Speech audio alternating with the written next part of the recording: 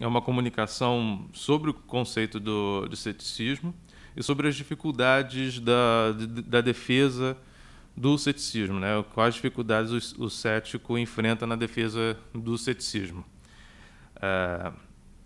Então, ele, de certa forma, vai supor aqui uma série de conhecimentos sobre o ceticismo, que não daria tempo para eu explanar, fazer uma explanação histórica ou conceitual completa do conceito.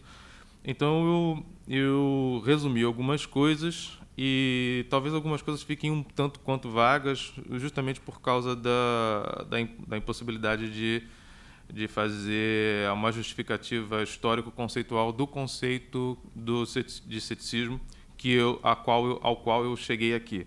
É uma tentativa de dizer qual é um conceito próprio do ceticismo, respeitando a história e respeitando a história do ceticismo. Ok. O estudo que aqui será empreendido, longe de ser exaustivo em seus resultados, pretende fornecer as bases para uma caracterização adequada do conceito de ceticismo. É evidente, no entanto, que essa caracterização não estará imune a desacordos e críticas, dada a variedade polissêmica que governou o uso desse termo no passado e ainda no presente. Com efeito, o conceito que se vai explicitar aqui é também fruto de uma escolha e de uma certa compreensão prévia de sua natureza. Há, no mínimo, duas questões cruciais para todo aquele que pretende estudar o ceticismo, a saber, determinar o que é o ceticismo e avaliar sua aplicabilidade teórica. A segunda questão é, em larga medida, determinada pela primeira. Dependendo do conceito de ceticismo utilizado, a resposta pode se tornar mais ou menos evidente. E para responder à primeira questão, não parece haver outro método senão realizar uma investigação histórica, traçando as origens das ideias e dos modos céticos e suas modificações durante o tempo e comparando os resultados com as possíveis expressões contemporâneas. O trabalho assim empreendido se rege por um esforço exegético de tentar encontrar a interpretação e a expressão corretas das ideias e teses dessas correntes filosóficas. Em outras palavras, tratando do ceticismo antigo, por exemplo, é necessário, antes de tudo, compreender corretamente o que foi o ceticismo grego. Essa tarefa foi por muito tempo dificultada pela ausência dos textos céticos no Ocidente, bem como por seu relativo desconhecimento durante toda a modernidade. Não parece haver dúvida de que a caracterização do ceticismo foi por muito tempo um terreno pantanoso no qual não poucos filósofos, talentosos ou não, afundaram definitivamente. Não obstante, o próprio ceticismo oferece, independentemente de todas as dificuldades históricas já citadas, um obstáculo que se poderia chamar de sui generis. A reiterada recusa dos céticos em apoiar qualquer doutrina de seu tempo e sua constante crítica das teses dessas mesmas doutrinas tornava imensamente difícil a tarefa de sua caracterização teórica. Se tudo o que se conhece de um filósofo é sua constante negação da validade de todas as teorias alheias que se lhe apresentam, pouco ou nada poderá ser dito sobre ele além dessas mesmas negações. Não é um dado destituído de significado a anedota segundo a qual Clitômato, discípulo de Carnéades, não sabia dizer no que o mestre acreditava. O cético parece então um personagem esquivo, destituído mesmo de uma natureza e de uma voz própria, do qual a única coisa que pode ser afirmada com certeza é, ironicamente, sua dúvida acerca de todas as coisas. As pesquisas acadêmicas sobre o ceticismo helenístico, bem como a afirmação de um neopirronismo por parte de alguns pensadores contemporâneos, facilitaram a tarefa de caracterização do ceticismo. É possível hoje, graças a esses estudos histórico-filosóficos, conceber com mais clareza o que era o ceticismo na Antiguidade Clássica e apontar suas vantagens e limites a partir de uma perspectiva teórica odierna. Essas vantagens não impedem, obviamente, que dúvidas e discordâncias ainda existam entre os estudiosos, defensores e adversários do ceticismo. A segunda questão, acerca da aplicabilidade do ceticismo, ou em outros termos, se é possível viver de acordo com o modo de vida cético, parece ainda ser uma questão em aberto entre os estudiosos. Diversos pontos do pirronismo são ainda obscuros ou controversos e são fortemente questionados tanto por seus exegetas quanto por seus adversários. Embora este trabalho não esteja dedicado a dar uma resposta definitiva a esse problema, alguns comentários devem ser feitos aqui. Entretanto, para que haja clareza sobre os principais pontos de discórdia, é necessário antes responder à questão central deste trabalho, aquela do conceito de ceticismo. É certo que, na maioria das vezes, quando algum pensador é acusado de ceticismo, o que se quer expressar com esse termo é a reprovação de uma postura teórica de dúvida universal acerca de toda e qualquer pretensão do conhecimento. Pode-se dizer que o cético, nesse caso, é um dogmático negativo, alguém que, de antemão, nega a possibilidade de se conhecer qualquer coisa sob qualquer aspecto. Em geral, essa posição hiperbólica não é mais do que uma caricatura ou um recurso erístico, retórico, que tem como objetivo principal desmoralizar o oponente, atribuindo-lhe uma tese evidentemente contraditória. Tal gênero de cético estaria no rol das posições filosóficas absurdas, juntamente com o solipsista radical, que protesta contra o descaso com que suas ideias são recebidas no meio acadêmico. A postura mais próxima desse cético hiperbólico seria aquela do ceticismo acadêmico de Arcesilau e Carnéades. Entretanto, o acadêmico duvidava da possibilidade de conhecimento segundo os termos e pretensões dos filósofos dogmáticos, ou seja, um conhecimento certo da natureza última das coisas. Em contrapartida, Carnéades defendia que algum conhecimento era possível, embora de caráter meramente provável e tentativo. Além disso, sua filosofia fornecia diversos critérios para a aceitabilidade das percepções. Na verdade, os acadêmicos ficaram conhecidos como dogmáticos negativos devido à crítica que lhes fizeram os pirrônicos, acusando-os de afirmarem contraditoriamente a impossibilidade do conhecimento. É a consciência de que o maior problema para todo ceticismo, é a autorrefutação que se segue logicamente da negação de qualquer conhecimento, que faz com que os céticos pirrônicos assumam uma postura suspensiva, inclusive com relação ao que se pode ou não conhecer. Como na descrição de Sexto Empírico, o cético será aquele que suspende o juízo sobre a verdade daquilo que se impõe a ele como fenômeno naquele momento. Como assevera Oswaldo Porchat, cito, a época pirrônica é sempre particular. Ela diz respeito a uma proposição ou doutrina dogmática específica sob consideração no momento. Ela jamais diz respeito ao conjunto das proposições ou doutrinas de tal tipo ou qual tipo. Cuidando por não incorrer ele próprio no dogmatismo que denuncia, o máximo que pode o cético dizer acerca das proposições dogmáticas é que até tal momento foi sempre levado à suspensão de juízo com relação àquelas sobre que se debruçou, devido à equipolência das razões que se podiam aduzir a seu favor e contra elas. Fim de citação. Ao contrário do dogmatismo negativo dos acadêmicos, a suspensão pirrônica atinge somente aquelas matérias que estejam em discussão e para as quais se tenham encontrado razões opostas e equipolentes, impedindo assim qualquer decisão em favor de alguma delas. Dessa forma, o pirronismo não pretende se tornar uma teoria sobre a incapacidade humana de conhecimento, o que seria contraditório e dogmático, mas a expressão de um estado de espírito no qual se encontra momentaneamente aquele que investiga um objeto e se vê incapaz de decidir sobre sua verdade diante de teses opostas e de força idêntica. A suspensão não vem antes da investigação, mas após seu empreendimento, e não se configura como algo que se deva praticar, mas como algo que se impõe ao investigador como resultado, ou melhor, como ausência de resultado de seu trabalho. Aquilo sobre o qual se suspende o juízo é o caráter afirmativo de qualquer crença, asserção ou tese, filosófica ou não. Quando o investigador se encontra num estado de suspensão de juízo com relação a algum objeto de estudo, é sobre a pretensão de verdade de dizer as coisas como elas são que paira a indecisão.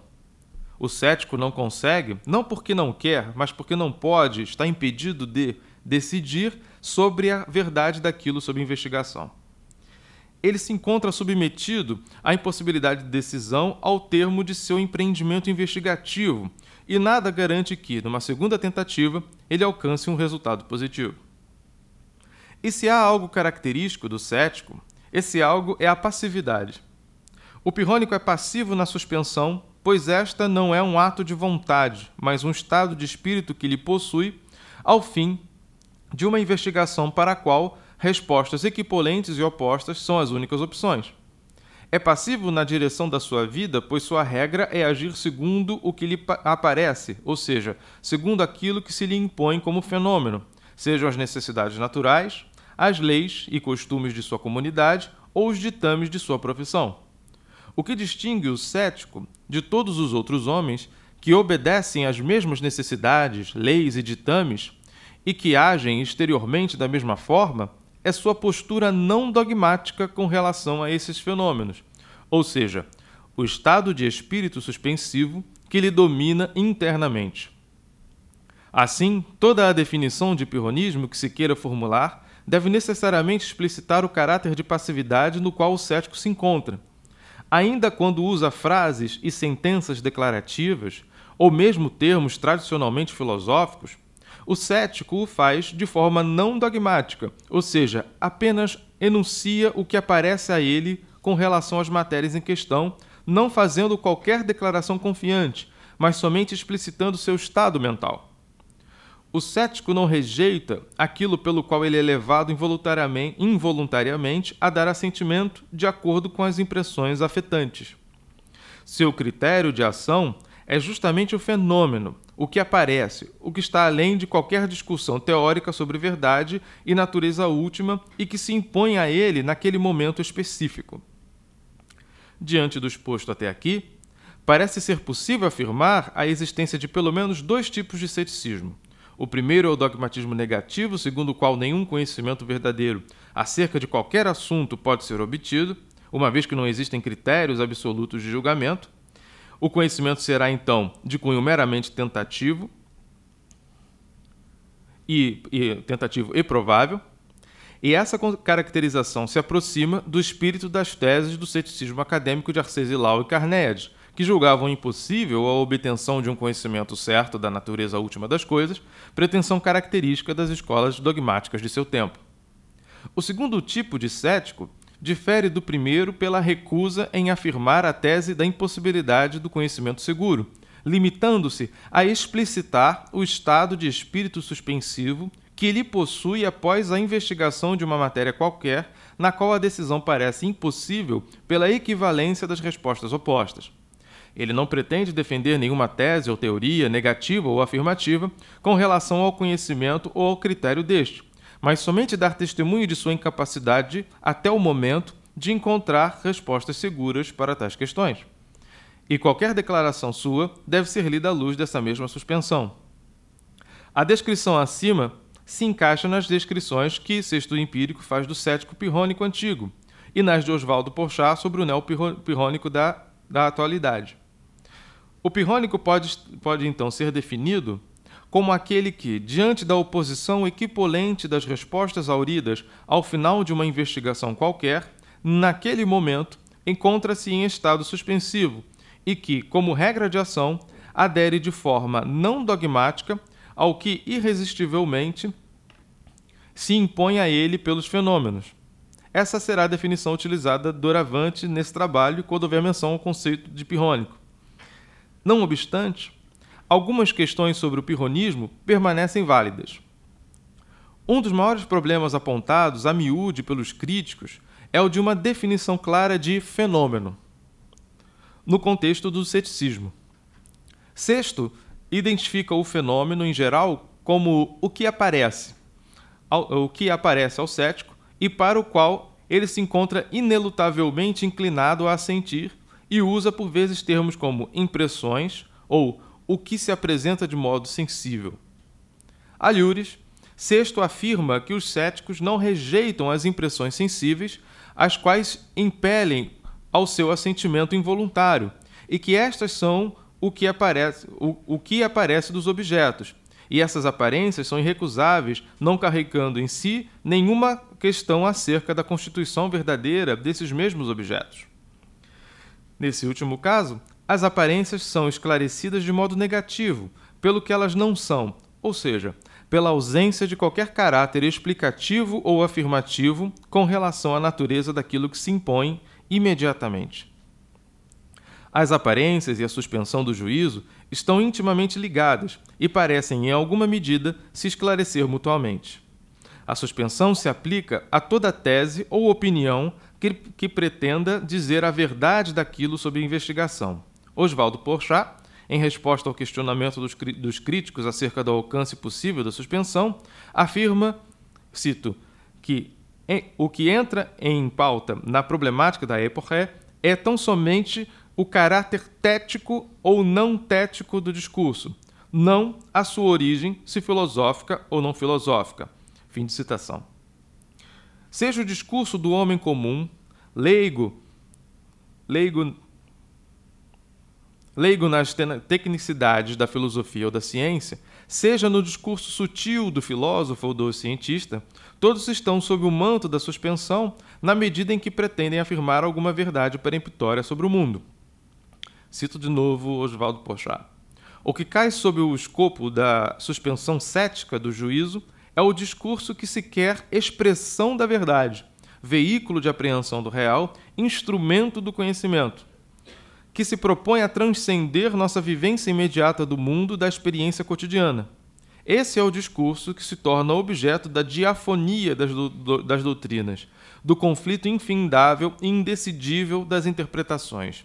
Fim de citação.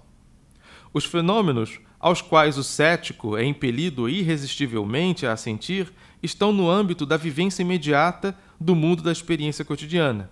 Para Porchat, essas aparências abrangem inclusive as impressões comuns de que os objetos permanecem os mesmos quando não são percebidos por ninguém, ou a tese de que há outras mentes. Uma vez que essas crenças parecem se impor naturalmente, sem que nenhuma tentativa de propô-las como teses verdadeiras seja feita, elas podem ser tomadas como impressões imediatas. Agir de forma não dogmática é se ater às aparências, e as aparências são justamente crenças não dogmáticas. Se o que aparece, o fenômeno, é o não tético, é possível perguntar se o não tético é o fenômeno. Em outras palavras, se todas as aparências são impressões cotidianas e imediatas sem caráter tético, tudo aquilo que é não tético será impressão cotidiana e imediata? Outra questão possível, intimamente ligada à anterior, é a da possibilidade de se traçar uma linha clara entre o discurso com pretensão de verdade e o discurso suspensivo. Quando a impressão cotidiana, por exemplo, deixa de ser não dogmática e passa a conter pretensão de verdade, ou dito de outro modo, quando se passa da aparência para o dogma. O exemplo dado por Hume, do cético que duvida da existência do mundo externo em seu escritório de trabalho, mas que imediatamente após sua saída desse recinto retoma suas crenças no mundo externo, as mesmas acalentadas pelo mais comum dos homens, pode talvez fornecer uma pista para essa questão.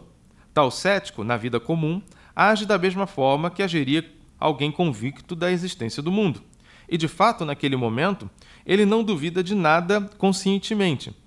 No exemplo humeano, o cético, de certa forma, esquece de suas dúvidas e age, por assim dizer, automaticamente, inconsciente de qualquer questão sobre o mundo externo. Talvez, então, se possa dizer que, na medida em que um homem age no mundo de forma inconsciente e automática, ele esteja agindo de forma não dogmática. Ele é impelido pelas reações naturais do corpo e da mente às situações impostas pelo cotidiano da vida comum. Se perguntado sobre a existência do mundo, o mesmo homem que até ali agira independente de qualquer consideração tética ou teórica, no momento exato em que pretendesse responder a essa questão com algum grau de pretensão teórica à verdade, já estaria afastado das meras aparências. Tal interpretação pareceria estar de acordo com pelo menos um dos pontos da regra geral da regra cética de ação descrita por Sexto Empírico, o acordo com a natureza. O exemplo dado pelo compilador grego é o da sede e a da fome. Se o cético sente fome, ele não questionará essa sensação e irá comer, e se estiver com sede, beberá água igual a qualquer homem. Ele então é impelido pelas reações naturais do corpo e não há motivo para não se admitir que ele o faça sem mesmo considerar questões céticas. Nessa situação, o cético age automaticamente sem estar conscientemente agindo de acordo com a regra de ação cética, impulsionado somente pelas reações do próprio corpo.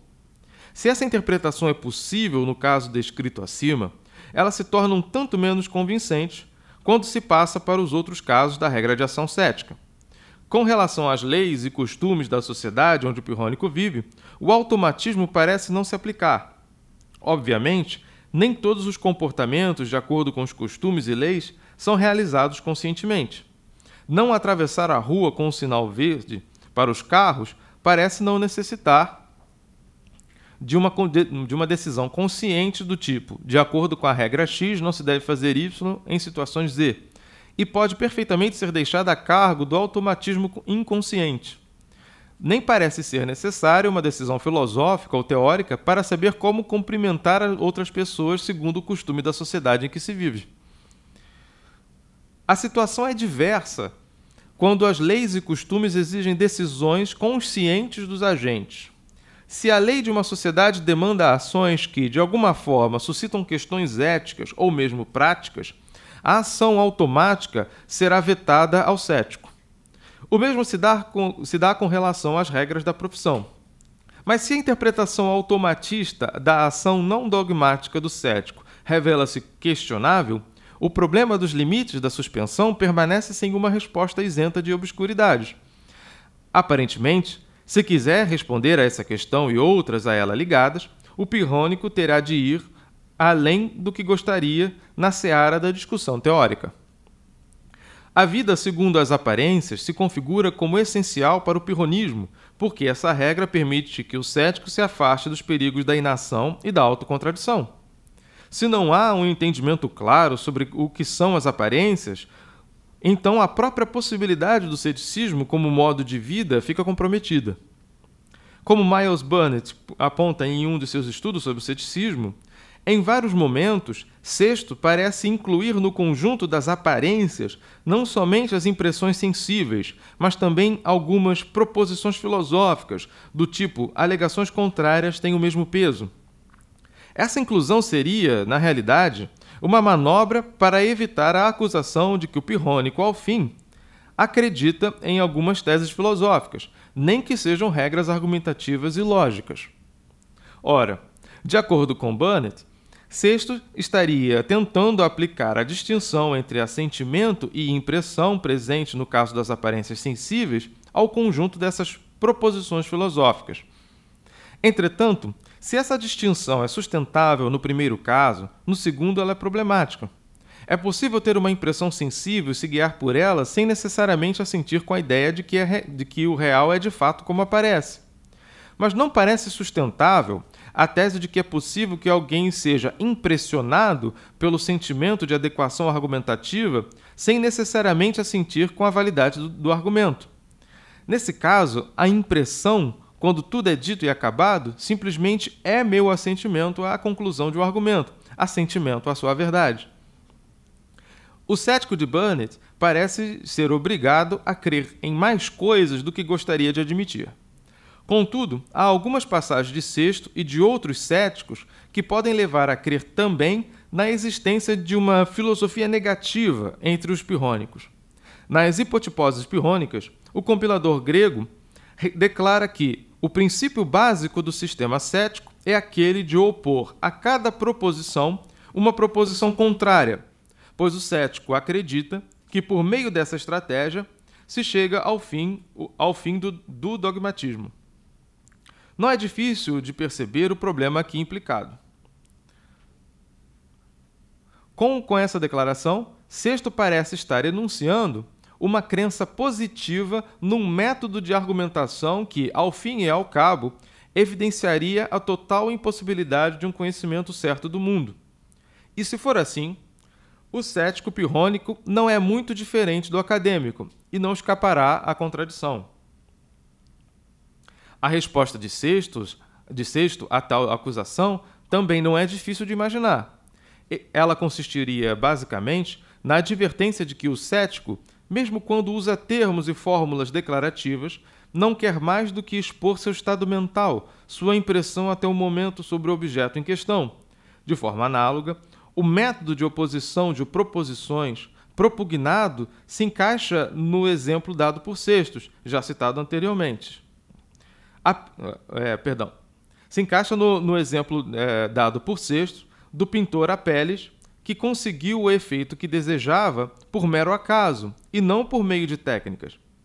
É o exemplo que o Sextus cita de um pintor chamado Apelles, que ele precisava fazer um efeito num quadro, se não me engano era o rabo de um cavalo, e que ele não conseguia, usou diversas técnicas, tentou várias vezes, não conseguia fazer aquele efeito. Uma hora ele se irrita, joga uma esponja no quadro de raiva e, milagrosamente, por coincidência, o efeito que ele queria acaba aparecendo, né?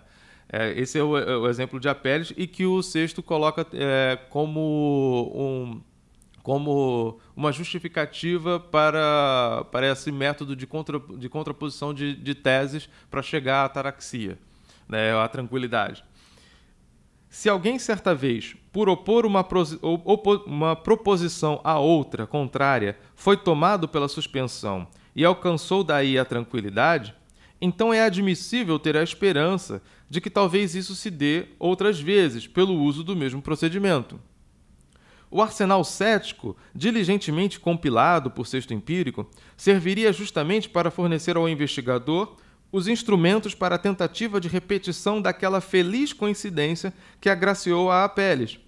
Todo exemplo ou comparação tem limites, e o exemplo de Apelles evidencia os limites da resposta de Sexto.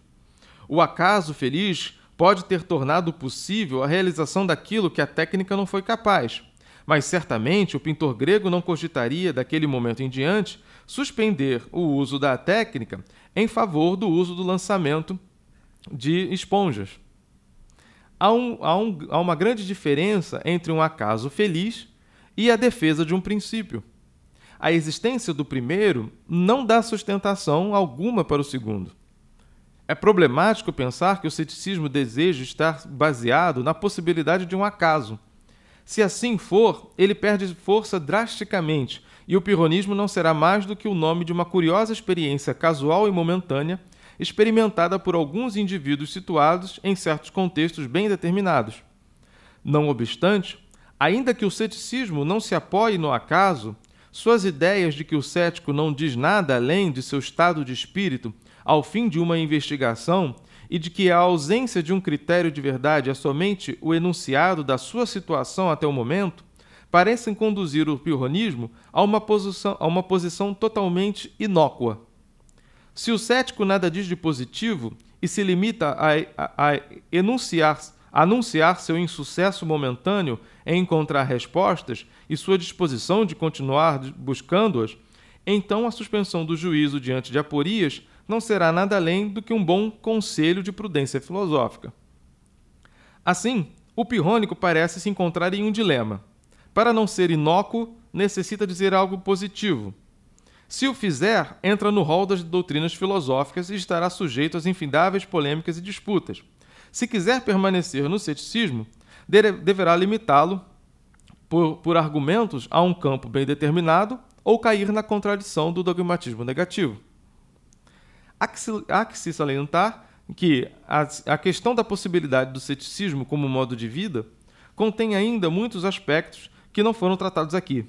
Fornecer uma resposta adequada a essa pergunta não faz parte dos objetivos dessa conferência, bastando para os seus intentos definir um conceito do ceticismo que esteja o mais próximo possível, dentro das limitações já assinaladas a Lures, das feições históricas do ceticismo grego e das configurações contemporâneas.